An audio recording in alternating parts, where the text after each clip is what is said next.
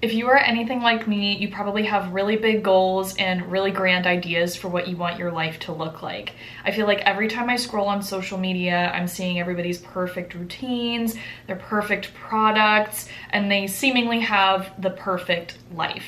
I often struggle because my life doesn't look the way that I think it looks in my head, and it also doesn't look the way that I thought it would by this point in my life, and I've really come to realize that I don't know everything like I thought I once did. Actually kind of funny how I discovered this, but I was actually listening to Zara Larsson's new Midnight Sun album, and there was a song on there called Saturn's Return, and I remember really loving the song. I think I was listening to it on a walk, and I was listening to the lyrics a little more, and I felt like I was really resonating with it. So I obviously went to research what the heck is a Saturn return, and that's where I learned all about Saturn returns and how it is very much a reflective period in your life, and it usually happens around 29, and so things were just starting to click. It was making sense to me why I was having some of the feelings that I was having, and I very much resonated with not knowing everything, feeling like I am just reconsidering everything in my life and just having this whole moment of transformation. I've genuinely been questioning everything in my life, from the little things such as I always thought that I would be dyeing my hair blonde, and now I've fully reconsidered and am trying to grow out my natural hair, as well as little things like I always thought I was a gold jewelry person. I never hesitated, never questioned. I was gold, gold, gold. But now I've been reconsidering and almost being excited and looking at, oh, well, maybe I could be a silver jewelry person. And it sounds simple and silly, but also things as big as reconsidering, do I like where I'm at in life? Am I the kind of person that I want to be? Am I making the right decisions for myself to put myself in a better place for the future? And just all of these decisions, both like really small and kind of existential. And over the past year or so, I have shed a lot of tears letting go of the person that I used to be, and I've now made room for the person that I know I'm meant to become. Part of these realizations is learning to let go of the insecurities that are holding me back from posting and just living my life more loudly and unapologetically. I've gotten in my way so many times, and I've made countless excuses for myself on why I can't show up in certain spaces or be my genuine, authentic self. I've told myself that I'm not pretty enough, that I'm not fit enough, that I am not well spoken enough. Literally every excuse that I could come up with, I have given myself. A lot of my excuses are tied to lack of self-confidence, and I think from what I was reading about Saturn returns, like a lot of people just kind of have this realization of, maybe I don't care what people think of me, and they're gonna think something of me no matter what, so I might as well just show up as my true authentic self. I've also had this realization that I know the kind of person that I want to be, and she would not make excuses for herself, and she's not insecure. She doesn't care what other people think, and she's not scared of being judged for trying, and she's not scared of failing. In fact, she wants to fail because that means it'll get her to the right answer quicker. So rather than continuing to make excuses for myself, I've decided that I am going to show up for myself.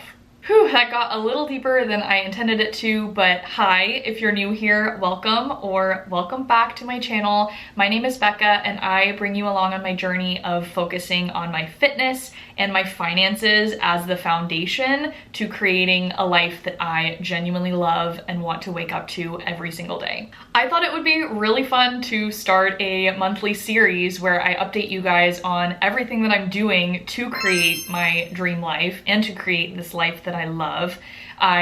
In my last video, talked about starting my $100,000 net worth journey. So I thought that this would be a really great way to provide monthly updates on my finances, as well as what I'm doing for fitness, updates on my running, training, races, all of that. I really love data and I love capturing information and seeing how my progress happens over time, and I already am doing these things in the background, but I think that it would be so fun for me to get on here and share my progress, not only to keep myself motivated and keep myself true to my goals, but also just to inspire you and show you that one, it's never too late to start, and two, you can do anything that you put your mind to, regardless of whatever excuses or whatever you think.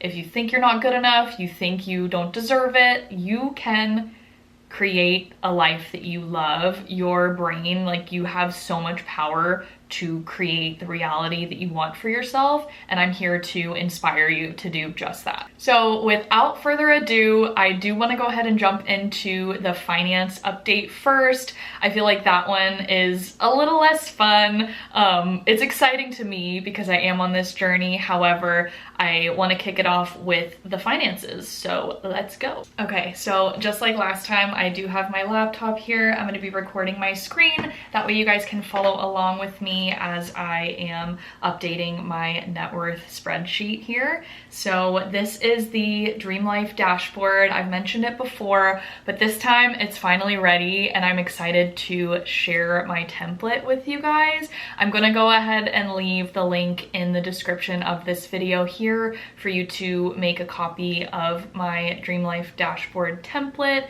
Again, this has the spend tracker tab, it has the net worth tab that we're going to be looking at today. It's got a spot for your savings and investing goals and a couple of other fun resources for you. So I'm giving this to you completely for free because when I started this journey, I was in debt and I didn't really want to pay for a template of someone else's, and therefore I kind of looked at other people's and put mine together the way that I wanted mine to look.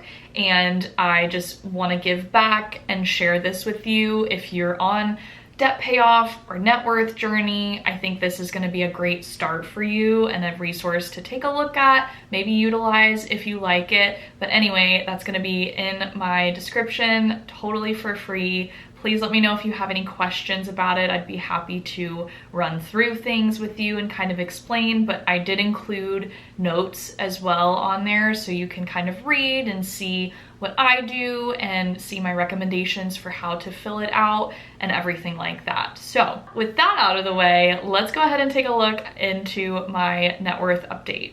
Okay, so diving into the numbers.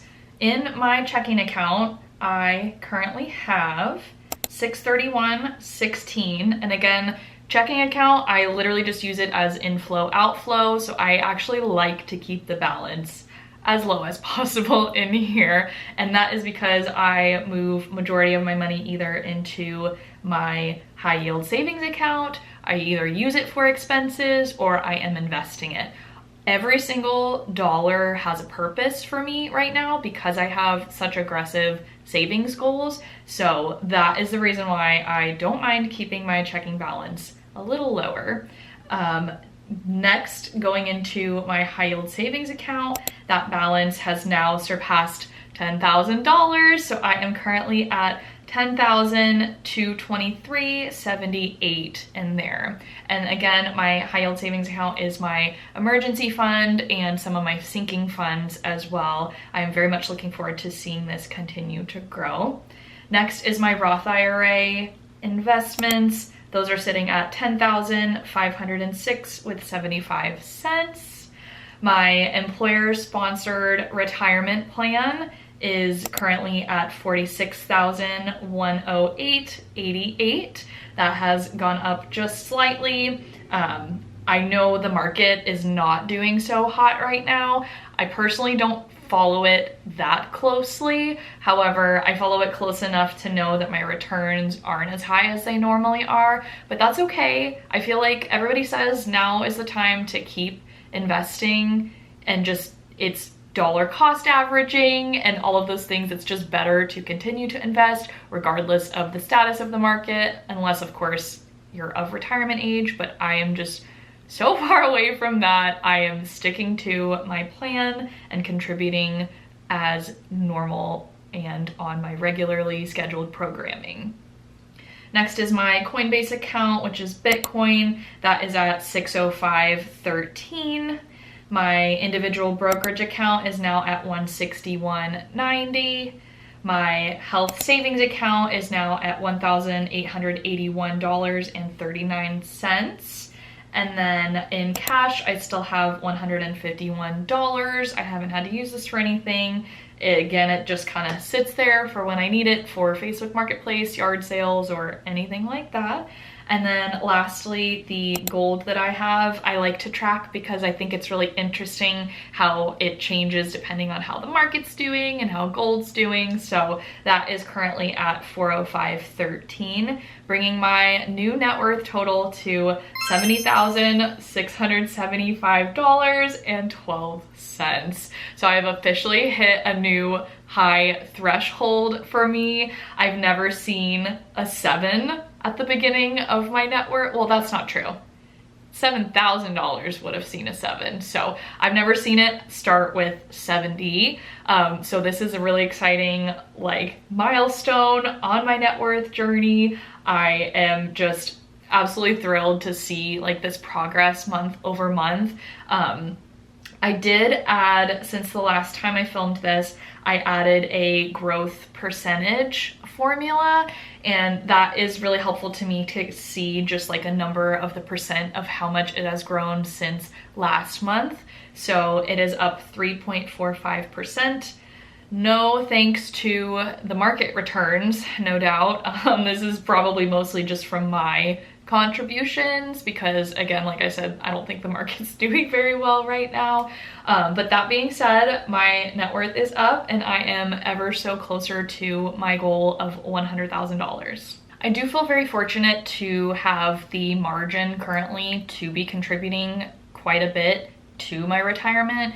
I kind of feel like I'm playing a little bit of catch up, and I know everybody is on their own timeline. Personal finance is totally personal, but for me and where I thought I would be in my life, I feel like I'm behind. And so I am very lucky to be able to have a job and an income and the ability to be able to contribute to my savings and my retirement accounts. And yeah, it's not lost on me that I am very grateful for the situation that I'm in. And I feel like it helps to practice gratitude instead of focusing on the negative of why didn't I start earlier? Why did I make so many bad decisions? Why did I let myself go into credit card debt 3 different times in my life?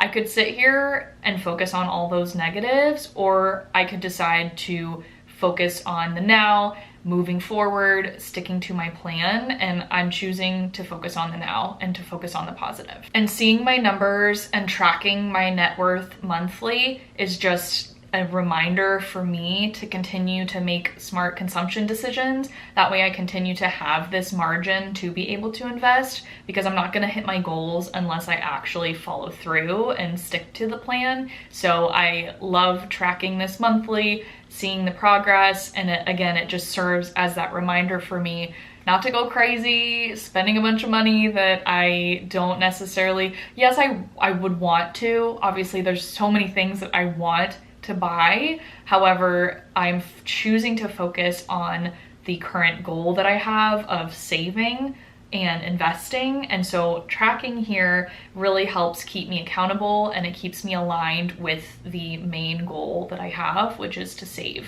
Now that we've had the talks of money, I want to get into more of the fitness side of things and just chat with you guys a little bit more about what's going on in my world of running, fitness, how I'm doing, just all of that. As a runner, I love using the Strava app to track my runs and see my progress over time. I actually remember my friend telling me to download it. This was actually before the pandemic hit, so I think back in 2020, I want to say, like early 2020 was when I first downloaded the app, and I just love how much it's grown and changed since then. And I love seeing everyone's progress on there. I love seeing the data. I love taking photos, adding photos to Strava, and just really using it as a place to store and see my progress over time. So if you're not already following me on Strava, I will leave my link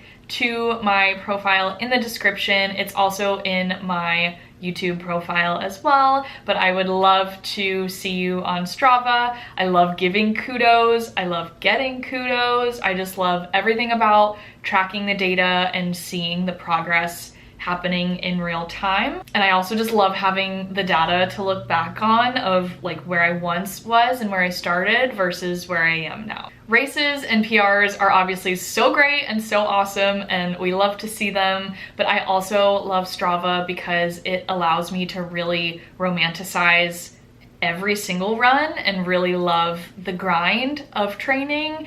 I feel like to get really good at running, unless you have like some crazy natural talent, it really is a grind, and there are lots of runs that either don't go well or they're just average. I like to call it, I didn't come up with this, so please, like, I didn't come up with this, but the rule of thirds of like 1/3 of your runs are gonna be really great, 1/3 are gonna be meh, and then 1/3 are gonna be like really brutal.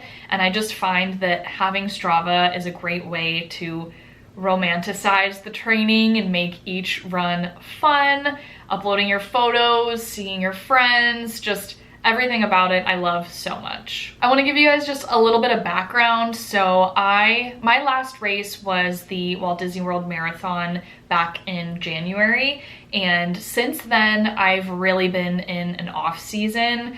I talked about this a little bit on my social media, but I really went through a bad phase of burnout, depression. I was not moving my body. I wasn't running. I was really kind of just a shell of myself. But anyway, I had been in that off season for some time, and since like March or so, I've been trying to build back my fitness, and it has been such a grind trying to get back to where I once was, but I'm finally able to say that I have been consistently completing around 20 mile weeks of running, and to me that is just like such an accomplishment, such an achievement to have been able to kind of build back up to this point. And it has been like a slow, steady grind, running slow to keep my heart rate as low as possible and just really try to build back that fitness to be in a good place to start my next training block. And it really doesn't help that it is so hot and humid here in Florida in the summer right now, but I am just so committed to staying on the grind, keeping my base as solid as it can be. That way I can work hard and achieve my big scary goals when it comes to running. I have my Strava pulled up on my phone now, so I'm taking a look at everything, and looking back at the month of July, my total mileage for the month was 89.4 miles, which going from 0 just a few months ago, like I am genuinely so proud to say that my monthly mileage was 89 miles. Like, that's awesome. I'm really excited to continue this. I've been in, like I said, I've been in like the base building, kind of building back, but now starting in August and continuing until the beginning of September, I really want to focus in and do a more dedicated base building and grow my weekly mileage up from 20 closer to 30, because then in September, early September, is when the official start for my next marathon training block will begin. So I'm running the Dopey Challenge in 2027. It will be my 5th Dopey Challenge at Walt Disney World. I am so excited. If you don't know what that is, it is a 5K, a 10K, a half marathon, and a marathon on 4 consecutive mornings all around Walt Disney World Resort, and I love this race weekend so much. It's literally like my Super Bowl. And so training for that, I am just so stoked. I'm so excited. I have some redemption to do at that race weekend, and I do have big goals for that I'm really excited to share more about and dive into, like, once I get started into that training block. However, from now till then, I am really focused on continuing to maintain my base and really work my way up so that I can start my dedicated marathon training. I thought it would be kind of fun to, like, every month look back and reflect on some of the training runs that happened during the month and determine what's my best run and then what was the worst run. And so for me, I'm gonna start with the worst run. On July 4th, I slept in. I overslept. I was supposed to be doing a long run and I overslept. So I didn't start this run until 8:30 in the morning. And like I said, I'm in Orlando, Florida. It is summertime, so it is very hot, very humid, very sunny. And I very much paid the price for sleeping in sweat on this run. Like, I paid the price in sweat. I was so sweaty. It was so hot. I know people say that, like, fall, winter PRs are made in the summer. However, it doesn't take away from the fact that it literally feels like 10 times harder to run when it's hot and sunny. There's just something to me, and I haven't figured out what this is. There's something about the sun hitting my skin that makes it feel so much harder. It could be the same temperature, but as soon as the sun comes out, it tells my brain that it's like 10 times harder and everything just feels so much worse. So that was probably my worst run of July. And the best run of July has to be my birthday run. So we actually did a little staycation and went down to Miami for the weekend. We had a concert to go to and we ended up running 2.9 miles for my 29th birthday. This was my partner and I. We ran in the morning, and while it was just as hot as the run on July 4th, I think it's so fun running in new places and running on vacation, especially being in South Florida. I love South Florida. The palm trees, we were right by the water. It was just like the perfect summertime run. It was only 2.9 miles, so it didn't feel too much, and it was my birthday, and I just feel like birthday runs are so much fun. It's kind of a little bit of a tradition that I like to do when I can, just running on my birthday, and I was so grateful for the ability to run, and I got my free birthday coffee after, so that was definitely the highlight of my month of running. So outside of running, I have fitness goals. I know the importance of having muscle and how important that is for longevity, health, everything, physique, how I look, how I feel, just everything. I have this really big goal to build more muscle, and I feel like running and building muscle kind of collide. It's very difficult to do that. I have dabbled in, like, the world of hybrid athletes and people who are able to lift really heavy and also run really fast, and that just is so astonishing and inspiring to me, and I really, really, really want to get to that point. So I have been focusing on lifting as well as my running, and I've been trying to get in 2 full body days and 2 lower body days at this point. That's just been like what works with my schedule, and I've found that that's how, like, I feel the best when I do that. And so I am just wanted to give a little update and just chat about that too, that I do plan to continue to lift, like, throughout my marathon training block. I do think that at some point I'm gonna have to scale it back or figure out other ways to be focused more on recovery, because I definitely don't want to burn myself out. However, I love being able to still lift and run. Those are like my 2 favorite things, and I genuinely love all forms of fitness. Sometimes my friends will take me to Pilates with them as their +1. I love just doing, like, random sports. Like, sometimes we'll go take the tennis rackets. I have rollerblades that sometimes I use. I'm not very good at rollerblading. I will fall pretty much every single time that I rollerblade. But I love all forms of fitness and moving my body, and I genuinely feel my best when I am moving my body. I really love walking. I feel like I want to do it all. And I feel like if you're watching this video and if you follow me or just in general, I feel like it's very common to want to do it all. And I think there are seasons for different eras of your life and different sports and, you know, the goals that you have along the way. And so for me right now, I'm just really focused on getting back to running because I have really big running goals, and just continuing to lift and hopefully build muscle. I am really focused on getting high protein as well, tracking food, all of that. It all ties into fitness and wellness, and that and finances are like my two most important things that if they're out of line, I'm out of line. So I really focus on those and just try to be the best that I can in those areas because it just bleeds into every other aspect of my life. I feel like that was such a long tangent, but all of that to say, continuing next month, looking forward, continuing to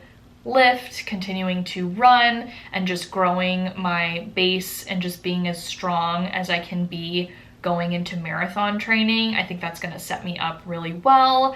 Looking forward again.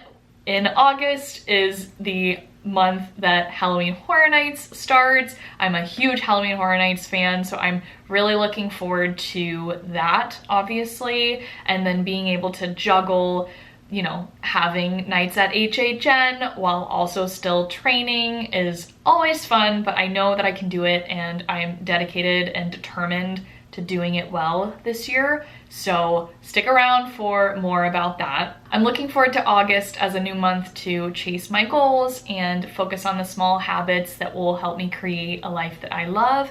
And I very much look forward to chatting with you in the next episode of the Dream Life Diaries at the end of the month. If you have made it this far, thank you so much for watching, and I really hope that you enjoyed. If you did, leave me a like and subscribe. That way you can stay up to date on everything that I'm doing, focusing on fitness, finances, and just creating a life that I love.